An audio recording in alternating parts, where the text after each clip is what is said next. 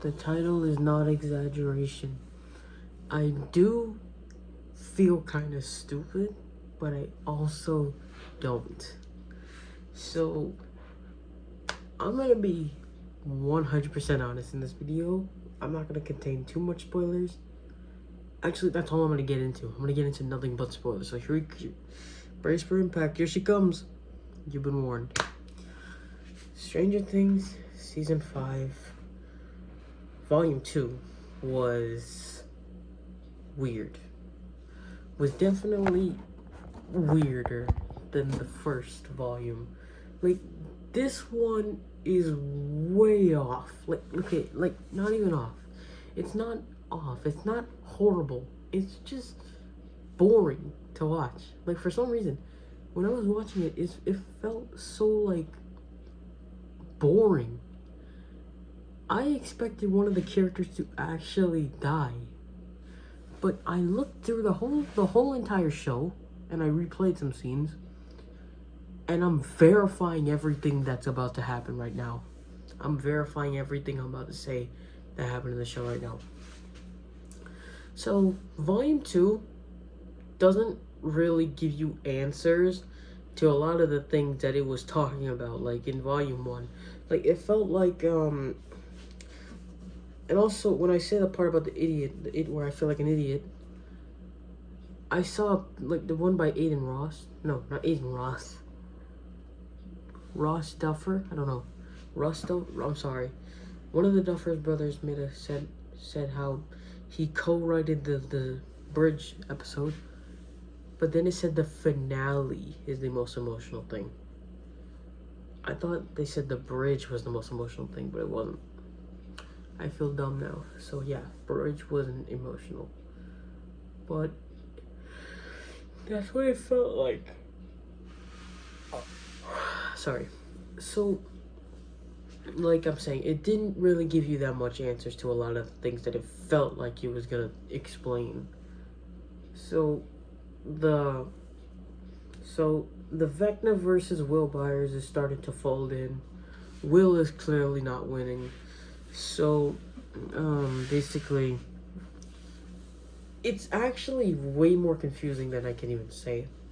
So, Holly and Max eventually find their... Actually, I'm not going to get to that part yet. So, Will find the Demogorgon. They use the Demogorgon.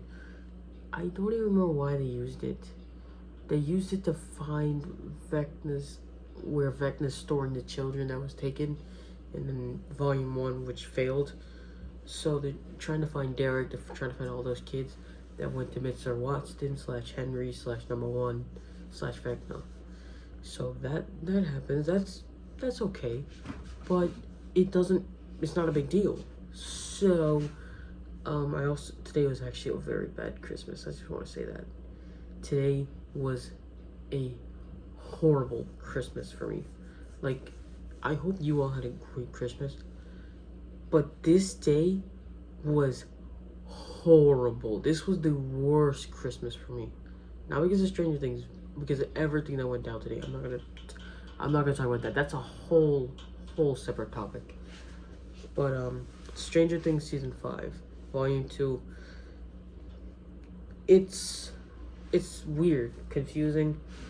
But yeah, so Will gets knocked out.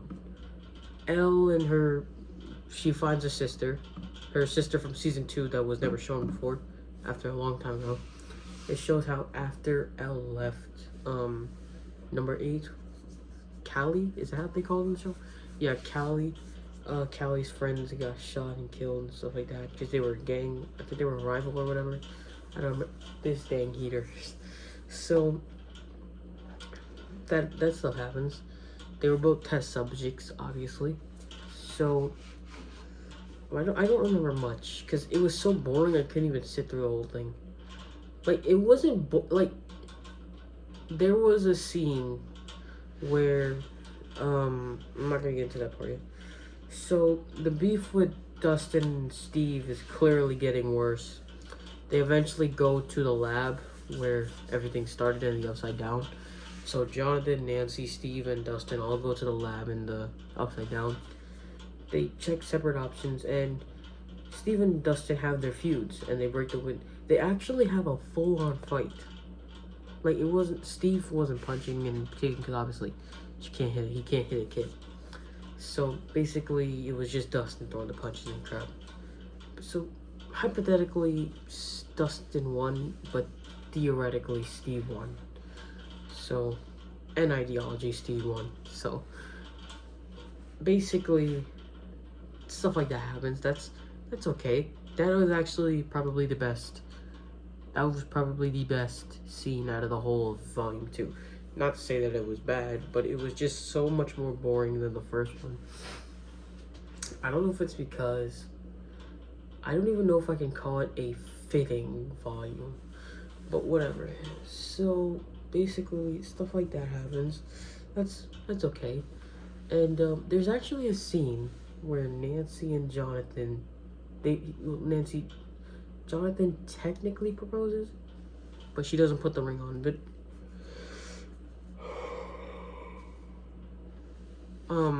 sorry, I'm tired.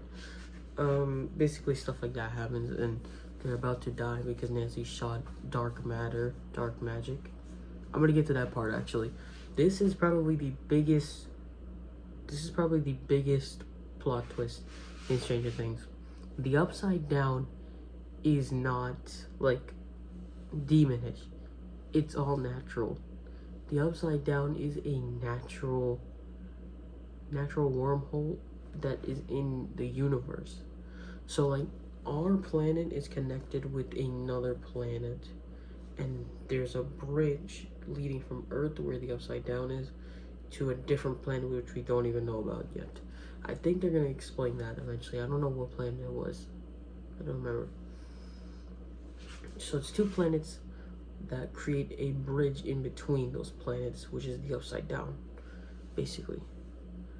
So that is very cool. I never would have thought of that before. That is actually that's very cool, but it seems a little bit late because you pull that out of nowhere. I mean, I know this script, like, because this script was not written like a few weeks ago. This script was written back in 2015, like probably like 2010, 2011, 2012, because because around like the 2010 stuff, they didn't just do season 1.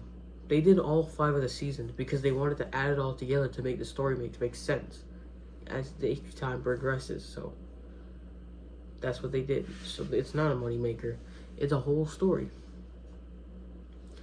So basically, yeah. I'm not gonna get into too much. Actually, I want to get into my theories. Two of my theories. One of my theories was that Max will wake up. I'm done with the spoilers, by the way. You have to watch it for yourself. One of my theories was that Steve dies, and one of my theories was that Max will wake up. One was true, one wasn't. Like the first time, one was true and one wasn't, and I'm actually wearing the same T-shirt as I was watching The Crawl, watching the whole of Volume 1. Basically, Steve, I'm pretty sure he does die in Stranger Things, but he didn't die in... Spoilers. I keep saying there's not going to be spoilers. I'm screwing this up. So, Steve doesn't die in Stranger Things Season 5. He doesn't. So, stuff like that happened. That caught me off guard.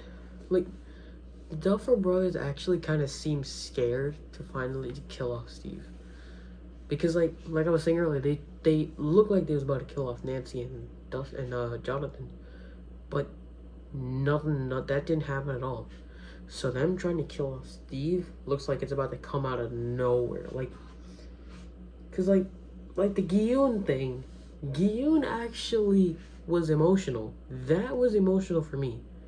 I don't know about you, but when as I watched Gi-Yoon plummet to his death, that shocked me. That shocked me. I think it shocked me because it was such a great character that I really liked, and I didn't want him to die. and that's exactly what happened. I don't like Steve as much as I like Yoon, but I feel like that's exactly what's about to happen. But after watching Volume 2, I think all the hype they've been doing is kind of fake. I feel like the hype for Stranger Things Season 5 was fake. Because Volume 2 doesn't really give you answers to a lot of the most exotic things. So it doesn't seem like it's like, I know I don't usually say this, but the Duffer Brothers actually kind of seem like scaredy cats. Like, I don't want to like offend them, but like they kind of just look like scaredy cats. I mean, like, they don't want to kill Jonathan or Nancy, but they want to kill Steve. And the reason, and I keep bringing up Steve, is because during an interview, I don't know if I told you this earlier, but during an interview, the Duffer Brothers actually said that Steve, they didn't say that, they kind of pointed it out. They put Steve on the edge of a cliff or whatever, and he just falls down to his death. Well, we don't know that for sure, but basically Steve falls. That's what got this. That's what got a lot of people thinking. And also, people, they keep hyping it up, saying that this is the most emotional thing they've ever seen. This is the craziest, most emotional thing. When we were just reading the script, it was far beyond comprehensible. It was far beyond able to comprehend. I don't really understand how big of a deal Stranger Things Season 5 is about to be. How can Volume 3 be that? Can it be that, like, that sad that you bawl your eyes out for the rest of your life? Oh no. They did kind of lie about killing off Steve, and they did kind of lie about emotional stuff. So, is it gonna be emotional? I think it'll be emotional. They did amazing. Volume 1 was good. Volume 2 was okay. Volume 3 is probably gonna kill me. So, I also gotta do my predictor rule because I gotta do my predictor rule for Volume 3 because it's coming out anytime soon. It's coming out December 31st. But yeah, see ya.